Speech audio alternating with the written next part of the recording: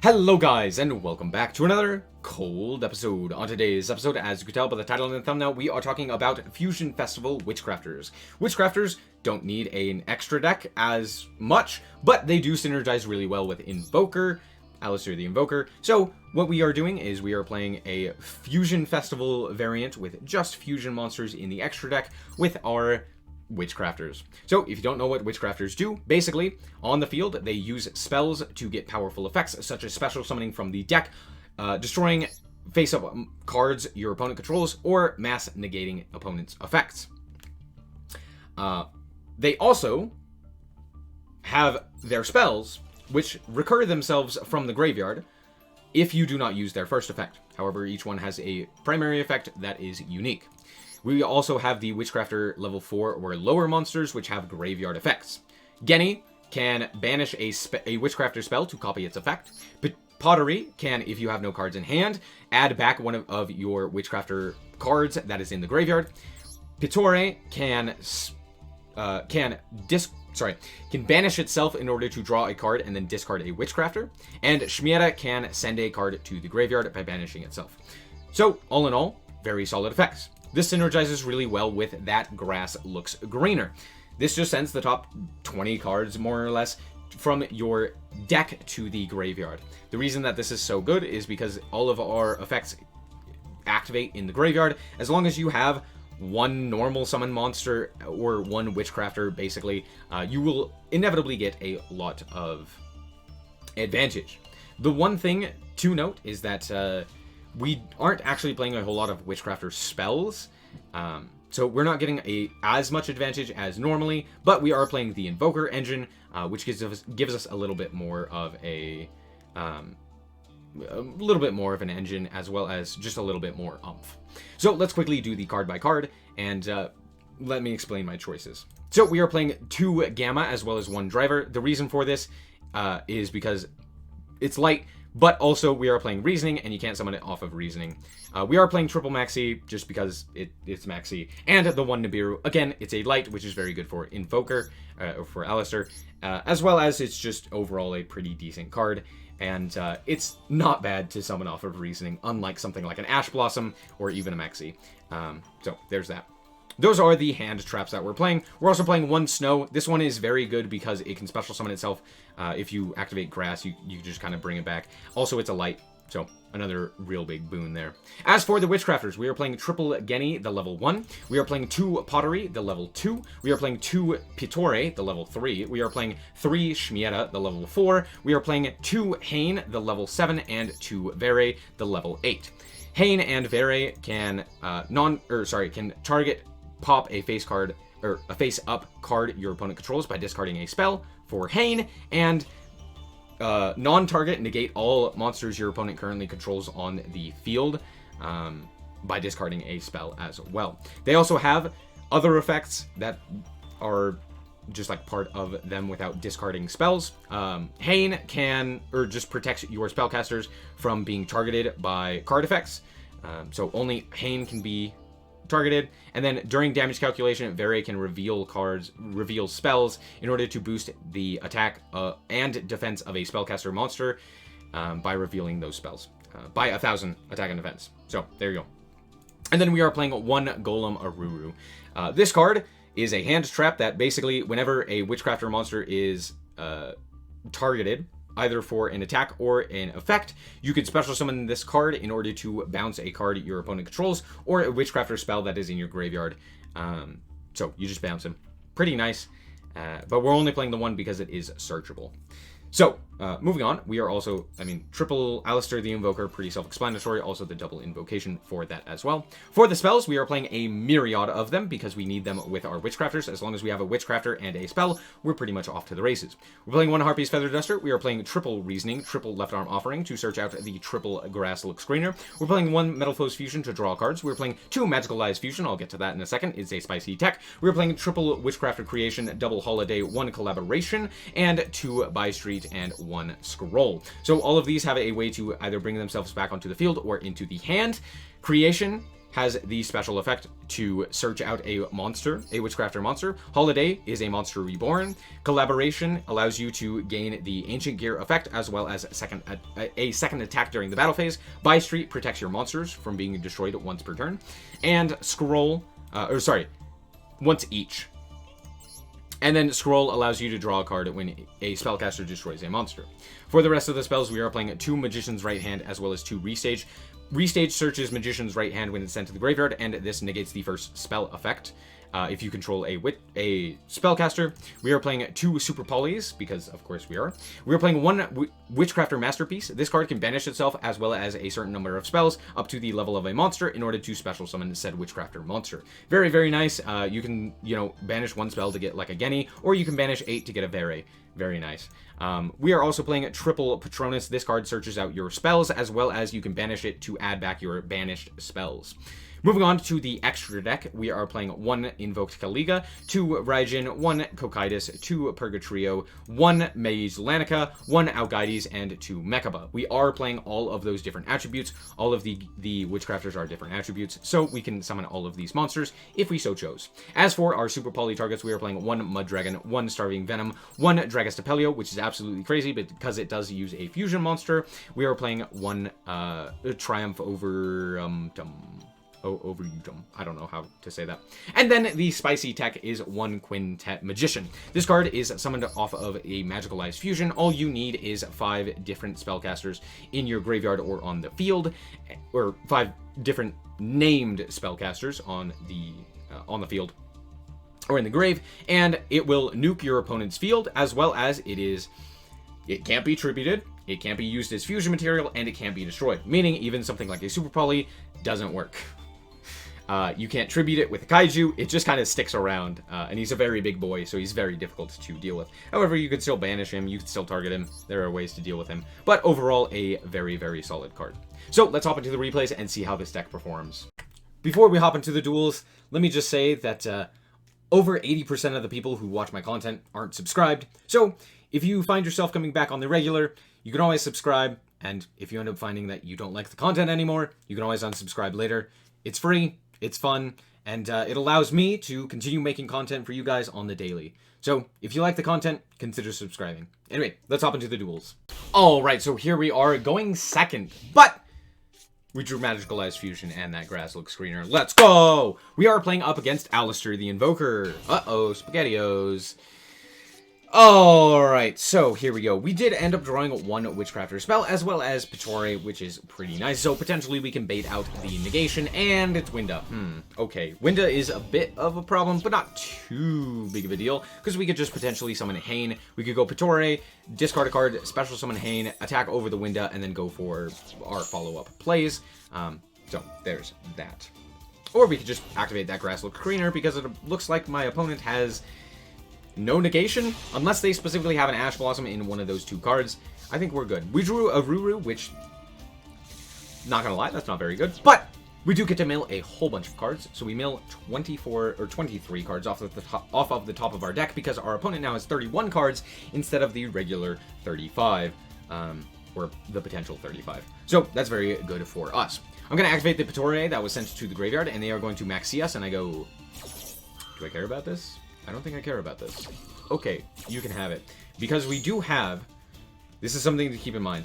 I actually have 5 spellcasters of different names in the graveyard. Now, granted, I did banish the Pittore, so I do have to send the Aruru in order... Or I could send the Pittore to get the 5 different names. But I did want to draw a card, and I draw Driver. Why did I draw Driver? Anyway, we're going to go for the Magicalized Fusion because it's funny! Anyway, let's banish everything and go for Quintet Magician.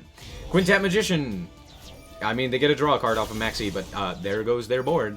They do get Falco effect to special summon itself back onto the field. And now, I make a mistake here. I could have... Oh, no, never mind. We're good. I didn't make any mistakes. I was going to say I could have normal summoned the Pittore, but I thought that Falco's attack was... Or, sorry, defense was 600 and his attack was 14. But I had it flipped. Anyway, so they are going to add back their Schism off of the Winda that I was so graciously able to destroy. But now we can actually play the game. So we are going to just add back the Alistair, the Invoker. We are going to normal summon the Petore. We're going to shuffle back this Metal Foes Fusion and draw another card. And we draw an Ash Blossom, which is, a Maxi, which is very funny. We only milled one Witchcrafter spell, which was Buy Street, which is probably the best spell for us to actually mill, just because it does protect our Petore, as well as no, it just protects our Petore. But that's still very nice, because, you know, they could potentially try and destroy the Petore, and we can protect it, and, never mind, Purple Nightfall comes down. So, here, at this point, I'm gonna, like, Maxi, just because I'm like, I at least want to get some draws. I didn't realize you were playing freaking Mech Knights. So, they're going to go and activate the Mech Knight here in order to go for the Blue Sky. Now, they don't actually special summon the Blue Sky. It makes sense, but they don't. I think they probably should have, but it's fine. Anyway, during the opponent's turn, what I'm going to do is I'm going to activate the effect of our Witchcrafter Masterpiece. This banishes 7 7 spells in order to special summon out Hane from the deck. Because we banished 7, its level is 7, therefore we can summon out Hane. But they are going to go, in fact, for a Mechaba. And I do get to draw, and I draw Snow, which is rather funny. But I really don't think that they have a way to out this Quintet Magician, unless they have a double Alistair, which then they could crash, potentially. But I am going to go for the Witchcrafter Petore, and at that point, they scoop it up, realizing, yeah, I literally can't do anything against this Quintet. So, there you go. Good game. Alright, guys, so here we are in the second duel. Going second. Kind of sucks, but what can you do? And wow, that's a lot of set cards. Okay, let's see if we can do this.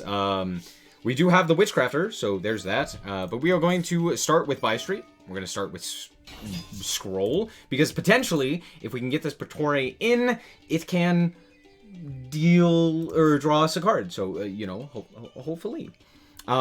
The reason I didn't choose to use the Petore here is because I felt like they had some sort of negation, at least in some way, something like a Solemn Strike, or a, what was the other one? There was another one that I was thinking of, that can negate this. I literally can't think of it now. Anyway, I was mostly concerned about a Solemn Strike. So I just go to battle here to see what it is, and it's a self-destruct ant, and immediately I go, oh, this is burn. Oh no. Okay, I'm going to activate the Petore here, though, because they didn't do anything, and I'm just going to go into the Shmieta, and then I'm going to activate the effect of Magician's Right Hand, to the which they will activate their second burn card, Secret Blast, as well as Ojama Duo. Ojama Duo is just going to give me 2 tokens, and they burn me if they are destroyed, but Secret Blast just burns for however many cards the opponent controls. So, there you go. I'm going to activate the Petore here, because why not? And that was a mistake. Gravekeeper's Trap Hole. Okay, so now I have to keep that in mind. Good to know. Not fun. Not happy about that. We go to the end phase, and they activate Balance of Judgment. This card is absolutely crazy in burn strategies, because he just drew 4 cards. He drew 4 cards. Why? Why did he draw 4 cards? Okay, well, let's see how this goes. So he's going to switch his self-destruct ant to battle, or to attack, and then attack over one of the tokens. I'm going to burn for 300. I am going to go for the Shmieta here, and then I'm going to go and he's going to proceed to the end phase, and then we will use Hane's effect to pop the self-destruct ant. The main reason I want to do this is because I know that a lot of the burn cards specifically burn according to the amount of cards you control, and I kind of need to deal battle damage in some way, so yeah, I'm gonna, yeah, here you go. I do have to take the 1,900 life points left. Drawing Super Poly doesn't really help here, but I'm gonna normal summon the Snow, and Secret Barrel comes down. Now, I'm gonna do something rather interesting here. You may be like, why are you activating Hane? You're getting rid of your Buy Street. What's happening? I have a feeling that I'm not actually going to be destroyed by anything. So what I'm going to do is I'm going to use the Hane's effect just to get a card off of the field, so that I don't have the Secret Barrel burn me for additional damage. They're going to Threatening Roar here as well, which, okay, I'm down to 900. I'm going to activate the Shmieta, and the reason I do this is, while I am afraid of Grave Digger's Trap Hole, realistically I need to just do something. I can't just sit here. If they have the burn card, they have it. If they don't, which they didn't, we're successful. Okay, so Shmieta activates. We're going to pitch the trap card.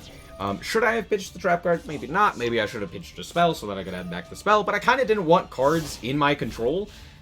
So there's that. But yeah, we do add back the creation as well as the scroll. They're going to activate Pot of Desires, forgetting that I have Magician's Right Hand, which negates it. And they're going to then normal summon the Time Lord. So, if you don't know, I have to act quickly. Because if they leave the main phase before I do this, I'm doomed. So what I quickly do is, on that summon, I'm going to banish the By Street as well as the Masterpiece in order to go into Genny. Genny's effect is going to activate, where you're going to send the scroll away in order to special summon out the Vere. They proceed to the battle phase. I activate Vere's effect, I negate the effect of the Time Lord, and then immediately after I pitch the last card in my hand in order to pop their Time Lord. They have one card set. We can do this. We can do this. We can do this. I draw Shmieta, which is 50 over exact lethal. Switch everything to attack. Proceed to the battle phase. Don't have threatening roar. No threatening roar. We got game.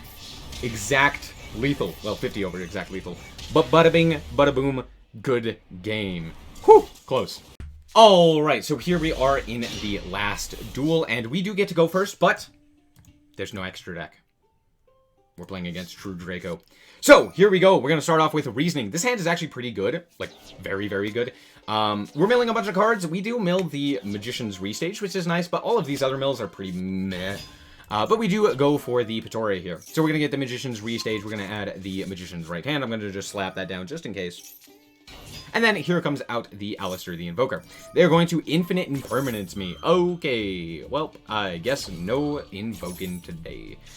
Sad day. Okay, cool. Now here, I have two options. I could either use the Witchcrafter line to use the creation as well as this left arm offering in order to go into more like Witchcrafter monsters, and then just, you know, play through the Witchcrafter spells. Or I could potentially use this left arm offering to hopefully hit something off of a grass that looks greener. But seeing as how they are playing 40 card or 45 cards, I wouldn't be milling as much, and I've already sent a bunch of cards to the graveyard, so I decide, let's do the Witchcrafter play. So I go for the Pittore, and then I summon out the Shmieta. Shmieta, send the left arm in order to summon out the Vere. Then we are going to activate the Shmieta effect in order to send the Masterpiece, and I don't activate the effect of the Pittore because I don't have any Witchcrafter spells or traps or monsters in my hand, and might as well try and keep this maxi. It could potentially come up. So, they are going to proceed to the main phase. They are going to set 3 and then normal summon out Ignis Heat by tributing over the Monarch's Erupt. This card would have won them the game if they did not instead tribute over it. And you will see why, well, throughout this game. So, for some reason they do that. I don't know why. But they go into battle. I'm just going to use the effect of the Witchcrafter Vere in order to boost up my Alistair just a little bit so that I take less damage. Then, during the main phase, I'm going to banish 4 in order to go into a Shmieta. They're obviously going to activate their Ignis Heat. Not a whole lot that I can do about that, but sure. They go for the Heritage. Here, I actually go into a Hane here, just because Hane is very, very good in this situation, and it gets Shmieta off of the field so that I can banish it to send another spell or trap that I may need to the graveyard. So that's the plan there. So we draw. That grass looks greener. Huh, rather interesting. So I'm just going to fire it. It's only going to mill a couple of cards, but I mean, it's better than just having a dead spell in my hand. Potentially I could send some bad cards or some cards that I don't want to see, or more importantly, some things that... Oh, nope, just kidding. I sent nothing. None of these are good. Anyway, so I'm just going to send By Street here because I know that, I mean, they're playing the True Draco stuff, so having By Street to protect my monsters from their trap effects is going to be pretty nice. And then I do actually activate the Pittore there because I'm like, realistically, am I ever going to use this maxi? Am I ever going to use, you know, anything else that I potentially draw? And then it turns out they're also playing Eldritch. So yeah, that maxi would have been nice. I could have at least drawn one. Oh, no. Okay. So now I'm contending with Eldritch, True Draco. Oh, dear. Oh, my. But we do have a creation in hand as well as By Street. Now, notably, one thing to keep in mind. Ignis Heat. Because of the way that the damage calculation works, basically, when I activate Madame Vere's effect, this Ignis Heat will not be able to activate its effect. So, when I reveal this creation, and they attack in with Eldritch, the Eldritch is gonna die, because Hane's gonna be bigger. So, there you go. We're good. It's not great, but we're good. We're not gonna activate any effects. They're not gonna get any Ignis Heat activations here. But now, at the very least, we do know that they have the Conquistador in rotation, but we know that there's only the one to deal with, as well as only the one Eldritch. Happy day. They actually send to the graveyard their true Draco Apocalypse. This is probably a big mistake. I don't think they've read my cards, and you will see that come up quite a bit. So they do special summon out their Eldritch, the Golden Lord. Once again, they're going to try and pop my Hane. Now, granted, Hane's effect also says this is the only spellcaster that can be targeted, so they're always going to be trying to pop Hane, but in reality, it doesn't matter. I'm going to negate the True Draco Heritage and pop some cards. They're going to pop the Magician's Right Hand. I don't know if that's the right call. I definitely think Buy Street is the better call, but oh well. Anyway, we draw Reasoning off the top, so I'm like, fire the Reasoning! They go for the Ignis Heat here, and I'm like, do I really want this to resolve? And I say no. So I'm going to send away the Creation. They're going to go for the Conquistador, to the which I say, you know what would be funny? If I activate Hane here. I don't know why I activate Hane here. I really don't. This doesn't do anything. Like, it literally just hurts me. I could have just waited on the Hane, because this guy's effect is going to be negated. I could have just waited, kept the Buy Street around. Actually, no. I now remember why I did this. The reason I did this was because I was like, hey, at the very least, I could get rid of the Disciples of the True Draco here, by sending away the Buy Street. However, if they're smart, if they go for the Conquistador, pop the Buy Street instead of the Hane or the Madame Vere, then Buy Street doesn't do anything, and all of a sudden, I'm out of spells, and I don't get to pop this, which is problematic. So, instead, what I do is I'm like, okay, I don't really care too much if you pop either the Vere or the Hane, because I have Reasoning, hopefully this resolves, and at the very least, I will get back some spells and traps. So, or some spells. So, I'm like, let's just go for Hane here. Let's pop the Disciples of the True Draco. This is arguably a mistake. I'm kind of playing around the Conquistador, popping it though, so there's that. Also, by popping it now, they can't pop my Buy Street by sending it to the graveyard with one of their own effects. Also, they can't Tribute Summon, so there you go. But we do end up negating the Ignis Heat. And they call it to level 3, and we summon out a Genny. And then they wipe the field, because Torrential Tribute was the last card. Oh no! Luckily, I have Genny. Genny in the graveyard can copy Creation. Sadly, I don't have Holiday in the grave. I really should be playing 3 of that card. It comes up a lot that for some reason, I'm not playing 3. Anyway, we're going to banish Creation. We are going to search out the Shmieta, slam that down, proceed to the end phase, grab up the other Creation, and pass the turn. At this point, I just have to hope that they fade one draw phase, and they don't have something that can absolutely end me. They try to go to the battle phase. They are going to MXC me, and I'll go, at least it's not Ash Blossom. So, that's fine. We're going to Shmieta, send it the only spell that we have to summon out Vere, and go, don't have anything, don't have anything, don't have anything, you don't have anything, let's go! So, they are going to they are going to shuffle back a whole bunch of cards in order to draw another card, because True Dracos are a fair and balanced event deck. They're going to banish this Conquistador in order to set our Elixir of Scarlet Sanguine. They're going to also put the Eldritch to defense.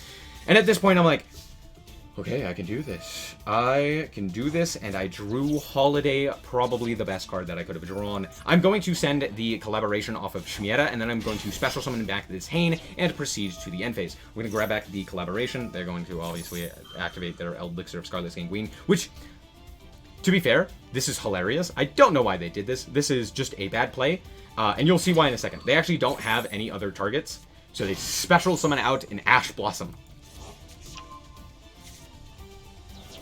There's no reason to do this, but they do. Anyway, so I'm going to add back a whole bunch of cards, notably Collaboration, Creation, and Buy Street. Buy Street is the most important here. It saves me from destruction. Hooray. They're going to set a Hawk Arrow. Cool, cool, fair. They're going to go for the Harpy's Feather Duster, to which I say, I'm not a fan of that. I'm going to pop your Disciples of the okay, never mind. Forgive me. I'm sorry, Infinite Impermanence. You are right. I'm not going to do that, so never mind. However, the Harpy's Feather Duster doesn't do anything, but we won't get the Buy Street for another 2 turns.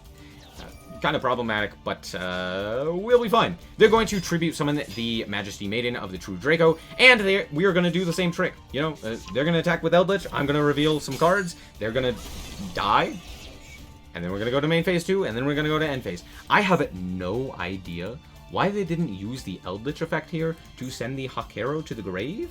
Or, at the very least, Disciples of the True Draco. I don't know what the plan was there. I really don't. But okay. We draw Maxi, because reasons. But, we are just going to do the same trick.